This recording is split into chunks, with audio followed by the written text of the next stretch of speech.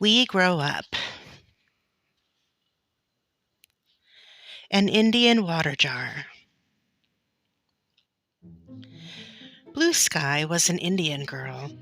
She was not a make-believe girl as Bright Eyes was, but Blue Sky was a real Indian girl. One day Blue Sky's mother said to her, "Will you make a water jar for me?" "Yes, I'll make one," said Blue Sky. Blue Sky ran to the riverbank. She began to dig clay from the bank. She got as much clay as she could hold in her two hands. Blue Sky took all the clay home and started to make the water jar for her mother. Blue Sky looked about her for a good place to work. "I want something hard and smooth to work on," she said. "This big rock is just the place for me. There are no bumps or holes in it. I can work on its hard, smooth top." She put her clay on the smooth rock, and then she sat down in front of the rock. The clay was nice and wet, but not too wet. It was just right to roll.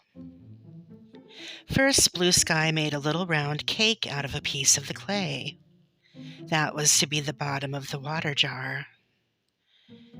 Then Blue Sky put another piece of the wet clay on the rock. She rolled the clay and rolled it over the smooth rock.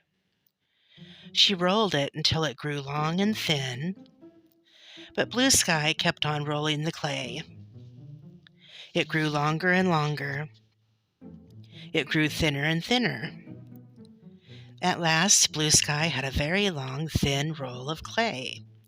It was really a long clay rope. "This will make the sides of my jar," she said. "I am sure it will be long enough." Then she put the roll of clay around the edges of the little cake of clay. The roll went around and around the edges.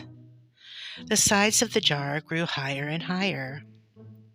When Blue Sky came to the end of the roll, she had a fine big clay jar. Blue Sky's jar was still not ready, though.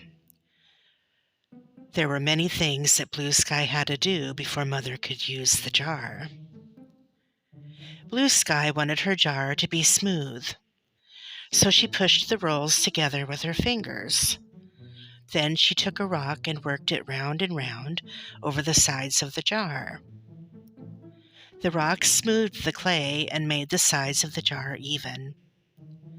"This will be a very fine jar, Blue Sky," said her mother. "You are making a beautiful jar as well as a good one." "The jar is ready to be painted," said Blue Sky. "I will mix the paint." She mixed some white clay with water and painted the jar all over with this. What do you think she used for a paintbrush? A rabbit's foot. "The jar is going to be very beautiful," said Blue Sky to her mother. "I will put some orange and black stripes on it to make it even more beautiful." Blue Sky put two little bowls on the rock. In one bowl she mixed some orange paint that she had made from a kind of clay she had found in a clay bank. In the other bowl she mixed some black paint. With her finger she first painted a black stripe around the edge of the jar. Under the black stripe she painted an orange stripe.